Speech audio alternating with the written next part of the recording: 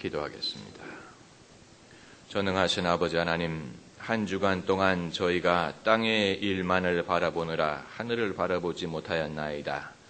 이제 저희의 마음의 문이 열리며 하나님을 향하여 우리가 고개 들어 하나님을 바라보게 하시고 모든 선하고 온전한 선물이 위로부터 내려오나니 오늘 우리에게 있어야 할 것을 하나님께서 아시고 위로부터 평강을 부어주시며 은혜를 부어주셔서 교인들마다 가정마다 그들의 기업마다 이 땅에 그리고 교회에 하나님의 주시는 신령한 은혜와 풍성한 은사를 허락하여 주시옵소서. 오늘 저희 가운데 병든 이들을 고쳐주시고 낙심 중에 있는 이들에게 새로운 소망을 허락하여 주시며 믿음이 주저앉았습니까? 믿음이 잠들어 있습니까? 위축되어 있습니까? 오늘 주님께서 우리의 영혼을 소성케 하시고 믿음이 되살아나게 하여 주시옵소서. 믿음이 없이는 하나님을 기쁘시게 할 수 없으며 믿음이 없는 기도가 하나님께 상달될 수가 없나이다. 아버지, 오늘 우리의 믿음이 되살아나며 가슴이 뜨거워지며 하나님의 살아계심과 우리를 사랑하심을 알게 하여 주시고 그리고 우리의 할 바를 알게 하시며 우리의 갈 길과 사명과 우리를 지으신 선한 목적을 알게 하여 주시옵소서. 한 사람도 거저왔다 거저가는 사람 없게 하시며 다 풍성한 은혜를 받으며 하나님의 뜻을 깨달으며 변하여 새 사람이 되며 오늘 의심하는 자들이 믿음을 얻으며 가정의 모든 질거와 인생의 모든 아픔을 오늘 주님께서 고치시고 위로하여 주시옵소서.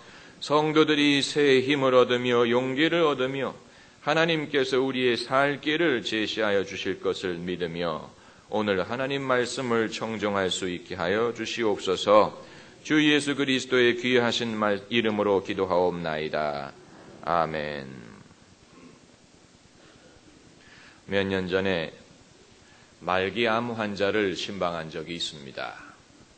저는 그분이 병세가 위중하다는 사실은 알고 있었지만 말기라는 사실은 몰랐습니다.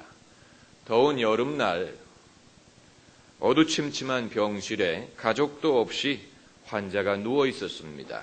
제가 그분을 찾아가서 이사야서에 등장하는 히스기야 왕의 이야기를 읽어주었습니다. 어떻게 히스기야 왕이 죽음을 선고받고 침상에서 눈물을 흘리며 하나님께 기도했더니 하나님이 그의 수명을 15년 연장을 해주었다. 이런 이야기입니다. 그래서 낙심하지 말고 하나님께 기도하면 살 수 있다. 이런 내용의 설교를 하고 기도하고 돌아왔는데 그 다음날 구역장에게 전화가 왔습니다. 그 환자가 죽었다는 얘기. 저는 그 소식을 듣고 후회가 막심했습니다. 기도를 했는데 응답받지 못하고 낫지 않고 죽었기 때문이 아닙니다. 죽음을 앞두고 있는 환자가 정말로 자신의 삶을 마감할 준비를 하도록 도와주지 못하고 죽는 순간까지 생명에 대해서 집착하게 만든 것이 아닌가 하는 후회였습니다. 그 환자가 차라리 이제 내가 준비해야 되겠구나 이렇게 결심할 수 있었다면 편한 마음으로 세상을 떠날 수 있었을 텐데 살아야 되겠다. 나는 살아야 되겠다. 이런 생각을 하게 만들었다면 그것은 목회자로서 양을 올바로 인도한 것이 아니다라는 생각이 들었습니다. 어느 순간에는 받아들일 수 있어야 되기 때문입니다. 그러나 이후에도 제가 경험한 것은 아무리 병세가 위중해도 이제 천국 갈 준비하세요라고 말하면 그걸 제대로 받아들이는 사람을 보지를 못했습니다. 환자도 그렇고 가족들도 그렇고 죽는 순간까지 기적을 바라는 사람들만이. 그래서 제가 좋아하는 찬송 중에 하나가 444장입니다. 예수가 거느리시니. 그런데 병원에 가서는요 444장을 부르자고 말할 수가 없어요. 숫자 때문에. 우리는 죽음에 대한 강한 호기심을 갖고 있습니다. 고속도로를 운전하다 보면 때로는 차가 막힐 이유가 없는데 정체될 때가 있어요. 그래서 정체를 유발했던 장소를 가서 보면요 반대편에 사고가 났습니다. 그런데 운전자들이 지나가다가 사고 구경하느라고 속도를 줄이는 바람에 정체가 유발되는, 여러분 그런 경험 하셨을 겁니다. 사고 현장을 보면서 사람들은 마음속에 두 가지를 느끼는데, 첫째는 강한 호기심입니다. 어디 나도 보자 이러면서 바라보고요. 두 번째는 강한 안도감을 느낍니다. 내가 아니고 저 사람이니 참 다행이다. 이래가지고요, 사고 현장을 본 다음에 한 5분 동안은 조심해서 운전하다가 5분이 지나면 다시 잊어버리고 과속하기 시작해요. 그게 인간입니다. 인간의 모습입니다. 어네스트 베커라는 사람이 Denial of Death, 죽음의 부인이라는 유명한 책을 썼습니다. 사람의 심리 속에 가장 큰 거짓말은 자신이 죽는다는 것을 부인하는 것이다. 그런 이오지의 책입니다. 정말로 맞는 지적이라고 생각이 됩니다. 에덴 동산에서 하나님은 아담과 하와에게 이 과실을 먹는 날에는 너희가 정녕 죽으리라. You will surely die. 그렇게 말씀하셨는데 마귀가 하와를 시험하면서 한 말이 죽지 아니하리라 하고 정면으로 하나님의 말씀을 반박했습니다. 그날 이후로 모든 사람들은 이 거짓말을 참말로 믿으면서 삽니다. 죽음의 증거가 우리 주변에 널려 있는데도 불구하고 사람들은 이건 나와 상관이 없는 일이라고 생각하고 대부분의 나날들을 삽니다. 나는 영원히 젊을 것이다. 나는 영원히 아름다울 것이다. 나는 영원히 건강할 것이다. 나는 영원히 이 모습 이대로 살 것이다. 라고 생각을 합니다.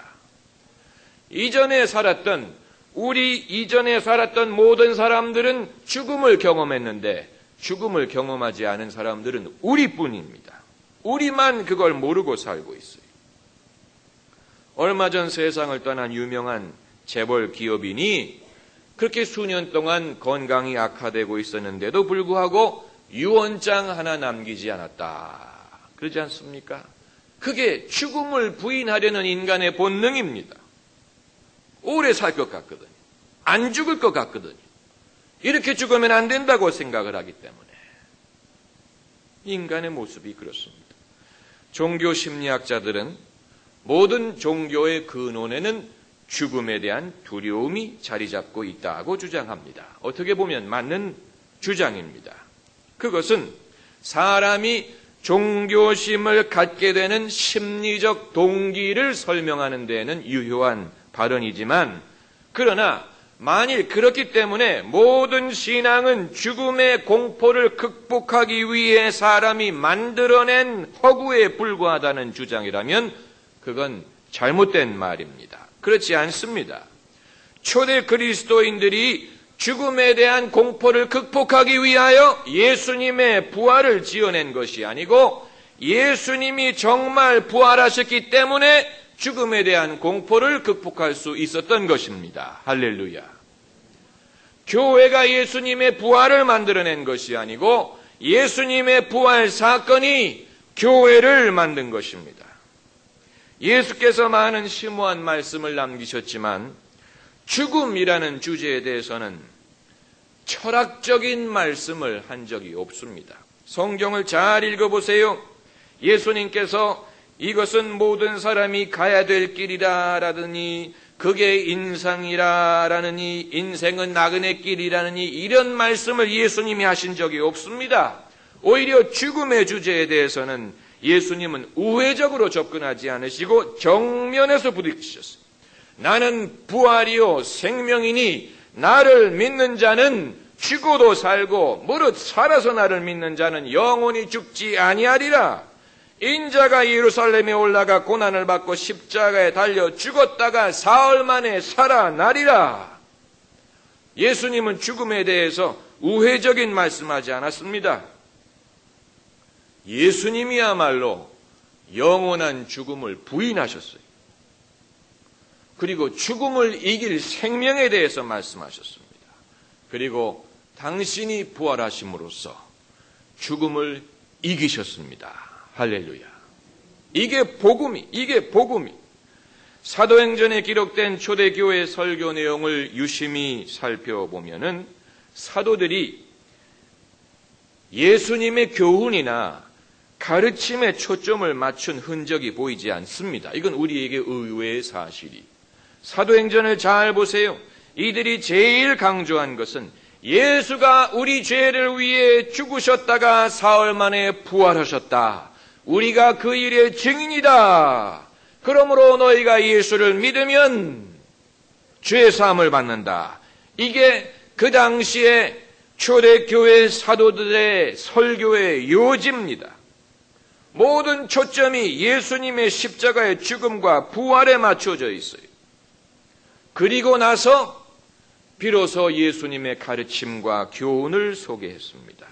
여러분, 이것이 그들의 설교의 핵심이었고 복음의 핵심이고 오늘날도 교회의 메시지의 주된 주제인 줄 믿습니다.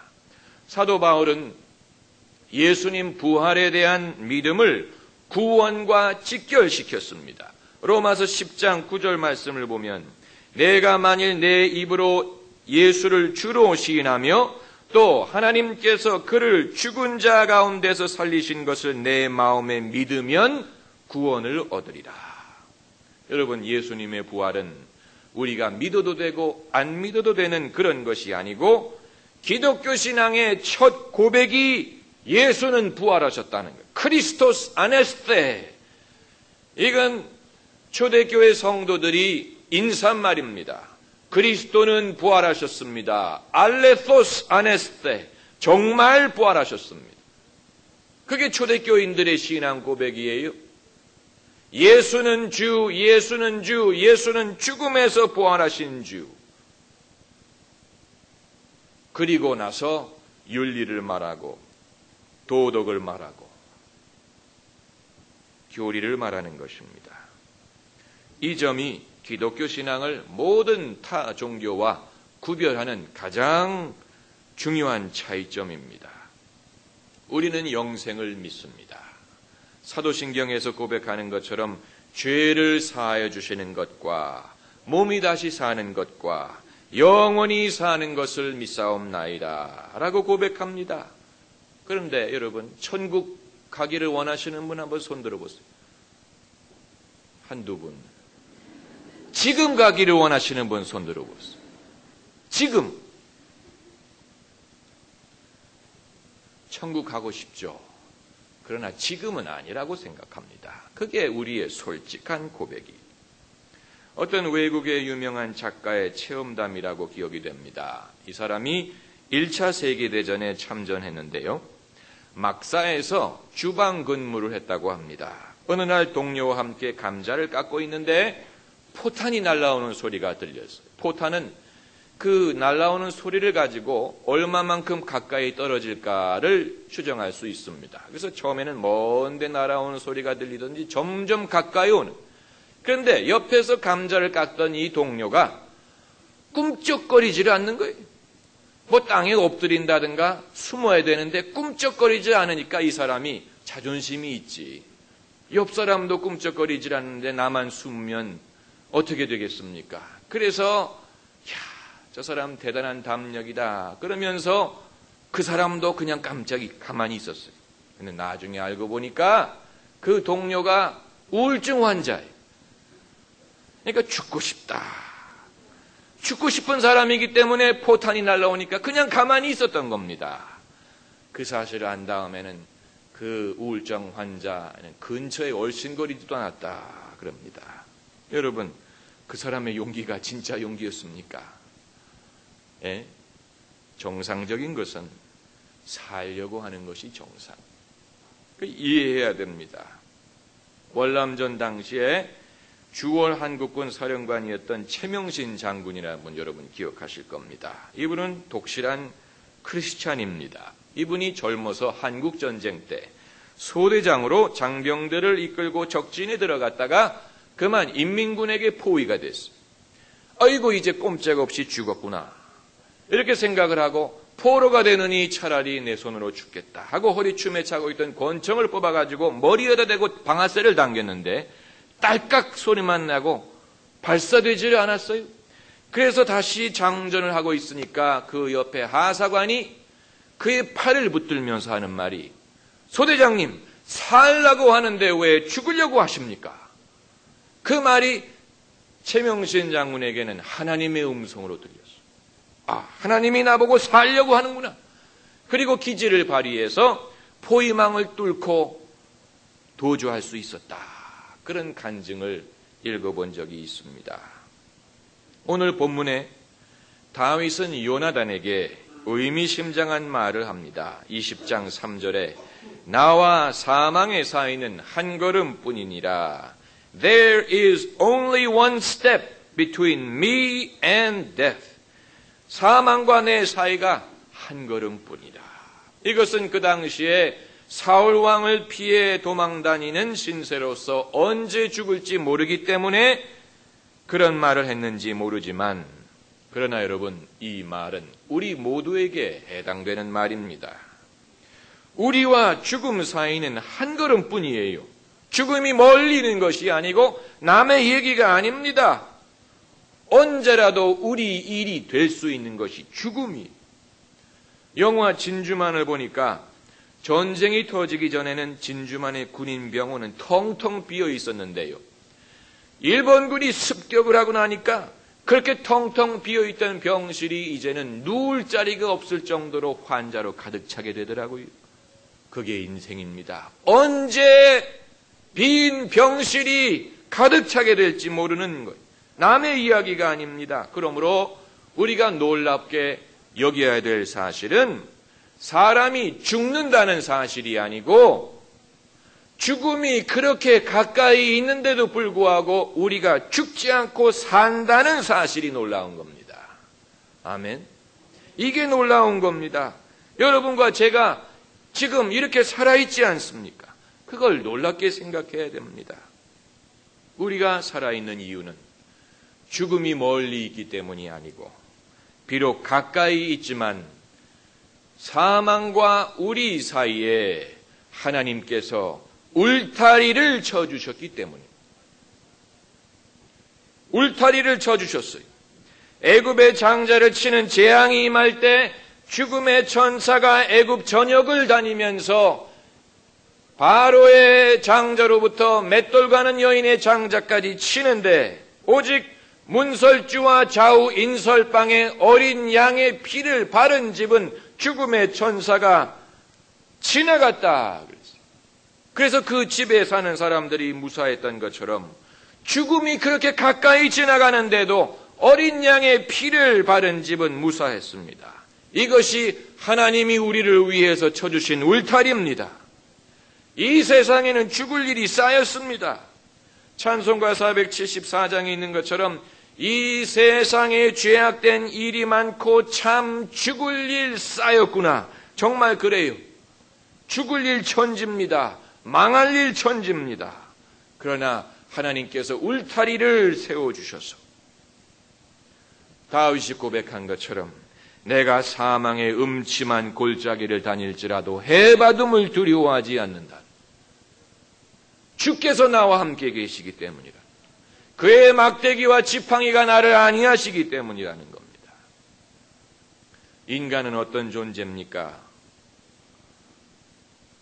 임금이나 재벌이나 영화배우나 죽음으로부터 한 걸음 떨어져 있는 존재. 저는 설교자로서 설교거리를 산처럼 쌓아놓고 늘 여유 있는 마음으로 오늘은 이 설교할까, 오늘은 저 설교할까, 이렇게 설교하는 것을 꿈꾸는데요. 실제는 그렇지를 못합니다. 늘 하루하루 그날 주시는 하나님의 말씀을 전하는 경우가 많습니다. 아마 사업하시는 분들 중에도요, 비슷한 경험하는 분들 계실 겁니다. 늘 돈을 쌓아놓고 사업을 하면 얼마나 좋겠습니까? 그런데 그게 아니고 돈이 들어오면 나가기가 바쁘고 직원들 월급 주고 임대료 내고 나면 또 조급해지는 그런 경우가 많아요. 그런데요, 이렇게 위기 상황이 먼 데 있는 것이 아니고 가까운 데 있어요. 그런데 제 경험은 그렇게 간절하게 하나님께 매달릴 때 더 위대한 영감이 오더라. 오히려 나는 한 달 설교를 다 준비했다. 이렇게 여유만만하게 설교하면 은혜가 별로 없는데 그게 아니고 하나님, 주님 나의 마음을 아시죠? 이렇게 설교하면 영감이 떠올. 이건 내가 봐도 참 대단한 영감이다. 이렇게 생각되는 그런 영감이 또 이거 하나님이 주시는 은혜죠. LA 동양선교교회 임동성 목사님의 분 간증을 한번 들어보니까 이분이 토요일날 저녁에 설교 준비를 하다가 잠이 들어버렸어요. 눈을 떠보니까 주일날 아침이에요. 그래서 설교는 준비가 안 됐고 그래서 콘크리트 바닥에 무릎을 꿇고 하나님, 제가 놀다가 잔 게 아닌 줄 아십니다. 그리고 그날 설교를 했는데 예배 끝나고 나오는 사람들, 교인들 눈빛이 다르더라는. 그럼 그런 경험을 한번 하면 그 다음에는 매번 그냥 토요일날 자면 되느냐? 그건 아니죠. 우리가 그런 식으로 하나님을 시험할 수는 없습니다. 광야의 이스라엘 백성들이 그날 내려주시는 만나를 먹고 살았던 것처럼 우리도 그날 주시는 하나님의 은혜에 힘입어 죽지 않고 삽니다. 대한민국의 모습과도 같습니다. 우리 대한민국은 늘 망할 것 같은데 안 망해요. 항상 위기예요, 위기. 외환 위기에다가 무슨 위기에다가 늘 망할 것 같은데 안 망해요. 그게 인간이에요. 다윗이 죽음과 나 사이는 한 걸음뿐인 상황에 살았지만 그럼에도 불구하고 다윗은 안 죽었습니다. 이게 그리스도인의 모습입니다. 그리스도인은 죽을 것 같은데 살고 망할 것 같은데 흥하고 늘 근심하는 것 같은데 기뻐하고 늘 연약한 것 같은데 강건한 것이 그리스도인입니다. 낙심할 것 같은데 새로운 소망을 얻어요. 갈 길이 없는 것 같은데 하나님이 새 길을 내주시고 메마른 광야에서 샘물이 터져 흐르게 하십니다. 그게 성도의 권세입니다. 다윗은 죽지 않았습니다. 그리고 앞으로 그의 갈 길이 멉니다. 앞으로 많은 일을 이룰 것이고 많은 업적을 남길 것이고 하나님이 부르는 때에 세상을 떠날 것입니다. 여러분이나 저나 우리의 시간을 알지 못합니다. 그러나 하나님이 은혜를 주시면 우리가 죽지 않고 살아서 하나님을 섬길 것이요 그분의 은혜로 많은 훌륭한 역사를 이루게 될 것입니다. 기도하십시다.